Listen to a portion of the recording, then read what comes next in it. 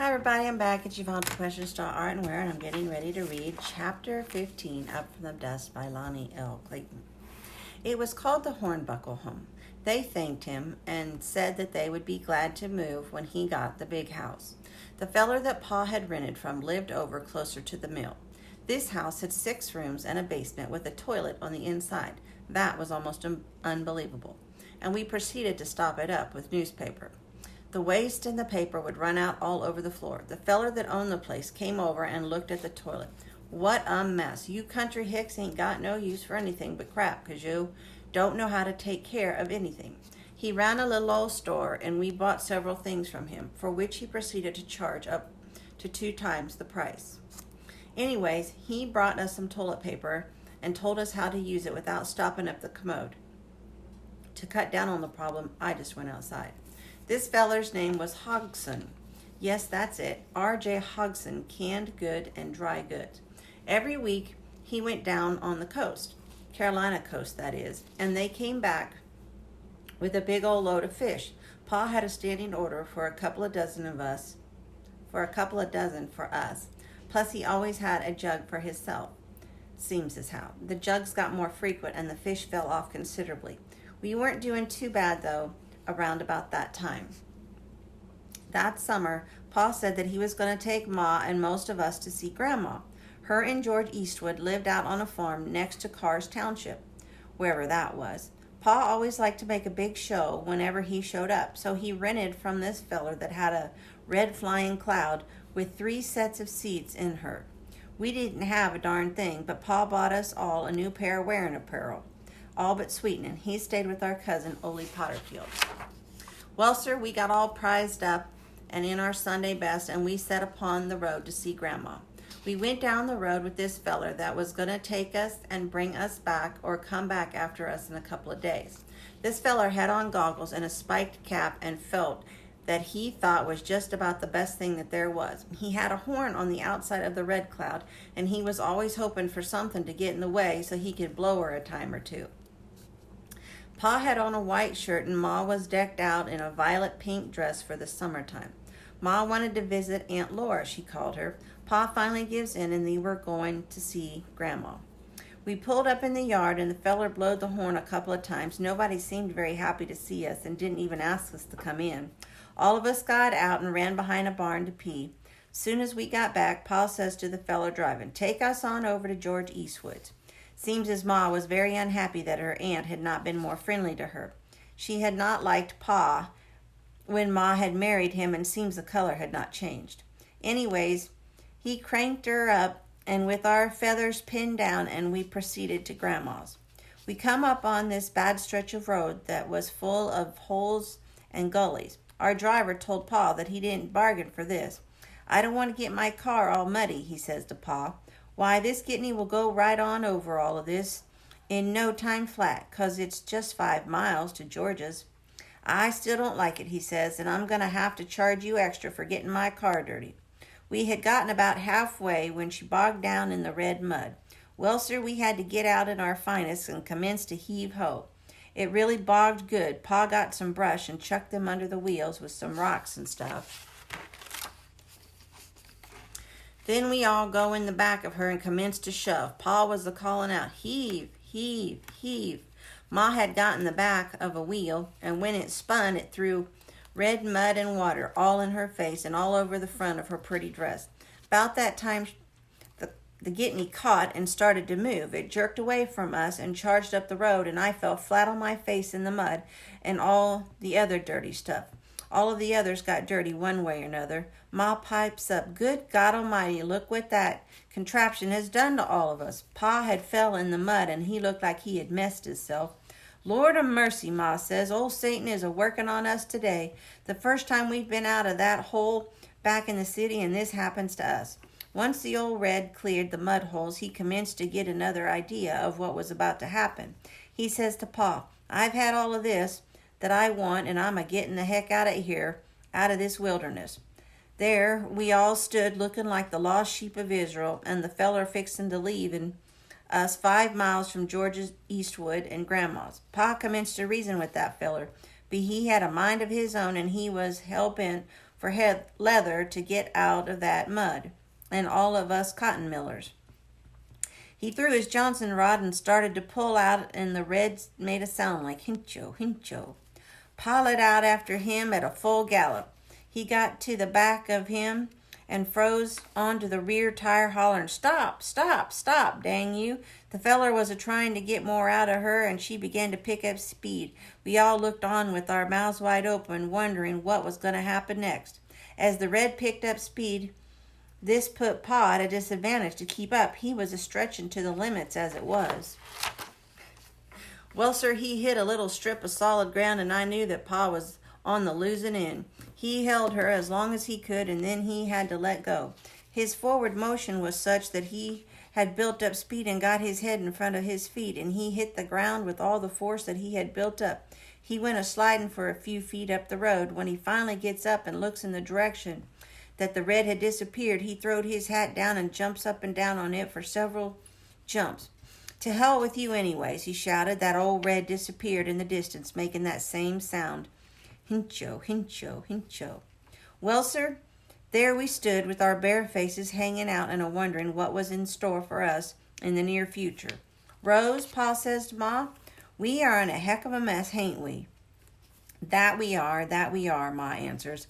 "Well, all I know to do is to walk from here to Grandma," she says. "This ain't getting it done, standing here with all this mud all over us. We came out here to make a big splash, and you can bet your sweet soul we sure did make a big splash." So we started humping up the road in the direction that the red disappeared. It had gotten dark, and the whippoorwills had started to holler like they had back on the farm. I know that we were in a bad mess, but I sort of liked it. It was like it used to be. That 5 miles sure did get long before we got there. Pa was so mad that he didn't seem to mind too much. He just kept getting it up. He was going to show off in front of all of the kin, but it backfired on him. Finally, we could see the light in the distance. George had carbide lights, and they shined very well out there in the country. "You young'uns look out," Ma said. "There might be a copperhead in the road before you get there, so you keep a sharp lookout and don't get careless." I was so tired that I didn't really care about a snake. When we moved up in the yard, there was a raft of people coming to the door. Finally, someone breaks out from the house and runs towards us. "Good God Almighty, hits Rose and her crowd," hollered Grandma. "What in the world has happened to you and yours?" she asked. "You look like something the cat has drug in, and where's the Gitney?" "It's a long story, Ma lows. I'll tell you in a while. Right now I'd settle for a good drink of water and some victuals if you have any." "Well, you come right on in the house. I'll fix you all something to eat, and you can sit down," Grandma says. "Tom, what happened to your hose?" George asked Pa. "Seems like he done gone lame on you. Some guy left us out at the mud hole a ways back and run off with the machine. We had to walk 5 miles to get here. When I get my hands on him, when I get back in town, I'll fix him, you bet," Pa says, and he really meant it. "Come on here and sit on the porch, and I'll get you a little nip whilst the old ladies is a-fixing you something to eat." "Now that I sure could use," Pa said, and he cracked the first smile that I had seen in a spell. I could hear the pans a-banging and stuff a-smelling in the kitchen. I walked out to the barn and was taking a pee when this boy about my size, maybe a little bigger, grabbed my cap and took off with it, laughing to fit to kill hisself. I never in all my life did figure out why that feller stole my cap and ran off with it, or why he slapped his butt as he ran off. Anyways, this kid ran and throwed my cap up on the haystack where I couldn't get it. Then he laughs at me because I couldn't climb the straw stack. While he was making fun of me, another one slipped around behind me and then ran and shoved me over the other one. I felt hard, about broke my neck. I was an easy target after all that walking and not eating since that morning. I made up my mind that I'd get even somehow. One of the boys' name was Frank, and he was George Eastwood's boy. The other one was Uncle Billy's boy, named Leonard Overby. About that time, Grandma calls us to supper. I went in a-limping and a-holding my side. "Where is your hat?" Ma asked. I didn't want to tell her, but she cornered me. Those boys took it and threw it up on the haystack. Grandma heard and looked at the boys that were snickering at the other side of the room. "You boys go and get his cap before I take a stick and beat yo till you hit won't hold shucks. I mean right now," she said, and they made a dash for the door. We all got up to the table and was waited on by Grandma and one of George's girls, Annie. They gave us fried chicken and green beans and boiled taters and cucumbers and sliced maters with a cobbler for dessert. It sure felt good and filled out my sides 'cause there was cornbread, but I didn't get any edges with buttermilk. Soon as we ate, we went on out to the porch and sat and listened to the old folks tell tales of the days gone by. I got me a honey tree that I aim to get the honey out of tomorrow, George says, and y'all are welcome to come along, Tom, you and whoever else wants to, as long as they behave themselves and stay out of the way. Because sometimes some bees give you a bad sting, and I always smoke them, and that gets them out of it most of the time. There's a plenty time for them to make more for the winter so as not to starve them out. I'd like to go, Pa says. It's been a while since I took any honey. So we all got ready and went to bed. They tried to put me in the bed with Frank, but I wouldn't sleep with him. And when they went out of the room, I laid on the floor. It was pretty hard. Sue and Alma May was asleep in the other bed in the room. Sue tells me to get up in the bed with them. I did and went off to sleep. The next morning, things started early on the farm. Chickens and guineas and peafowls and ducks were all raising hell. The horses and cows were too. I went outside and looked at the rabbits that Pa had sold to George. They had gotten to be looking more healthy and spry. I could hear the women in the kitchen getting breakfast for all of us, and there was quite a crowd too. I kept a peeled eye out for that Frank, the Overby kid. I got a hold of a small sapling and I carried it with me. I didn't aim to be caught by surprise. I went on down to the barn and saw one of the big boys named Lewis. He was a real friendly feller. He was giving the stock hay and corn according to size and so forth. Another one was a feeding the chickens and fowl with corn and wheat mixed.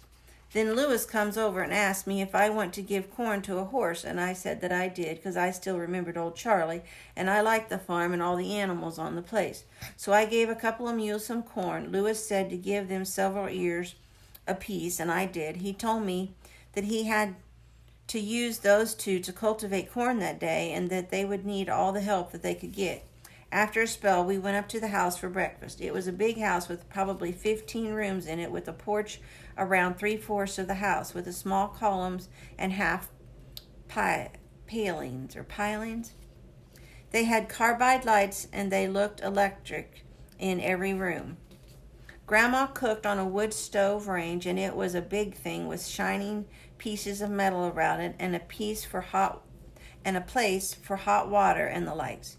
There was a dining room that could feed 25 people. Lewis told me to wash my face and hands outside in the well house, where there was homemade soap and towels and pans to put the wash water in. After I'd gotten all spruced up and combed my hair, I was ready for the breakfast. Ma was helping the other women to dish out the food.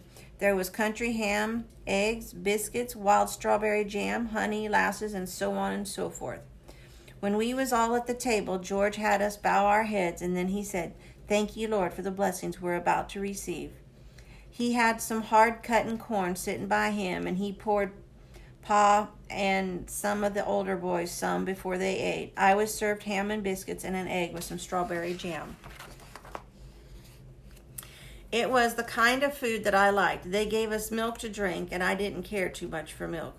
After breakfast, they told us that we had to sucker tobacco with Frank and some of the rest of the kids. I refused to work with that Frank, and that had been so mean to me the other night.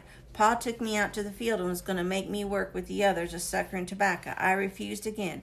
He got a frail from the tree and beat me for a minute or two and asked me again if I was going to work, and I said no. He beat me again and then threw me in the row and told me to get to work. He and George went off somewhere else, and I laid there a while in the hot sun and hurt. I had made up my mind that whatever come, hell or high water, I won't going to help the kid that stole my cap or to sucker someone else's tobacco. Pa came back after a while, and I was still setting there where he threw me. He told George that he probably would have to kill me because I won't getting it. So he started in on me again. Aubrey, one of the older boys, pulled him off of me and said, "Don't whoop that boy anymore or you'll have to deal with me." Now Aubrey was George's oldest boy, and he was bigger than Pa or George, and Pa wasn't about to tackle him. Aubrey takes me with him down in the field and tells me to follow him and stay with him till dinner. I did as I was told. I sure felt bad. My back was a-bleeding and my lip was busted. I tell you, I weren't enjoying my life long about that time. I helped Aubrey pull some suckers, and I didn't say much till the dinner bell rang. He took me up to the barn and washed my face, and he put some iodine on my lip. I didn't eat any dinner, so I don't know what they had. Ma was busy in the kitchen with the women folks, so she didn't pay no mind. Lewis brought me a piece of cornbread and a glass of lemonade. I didn't want the bread, but he told me to drink the lemonade. You have to have some liquid in your body in this heat or you'll die. That didn't sound like such a bad idea at the time. I went back to the field with them when they went, and I stayed with Aubrey and helped him.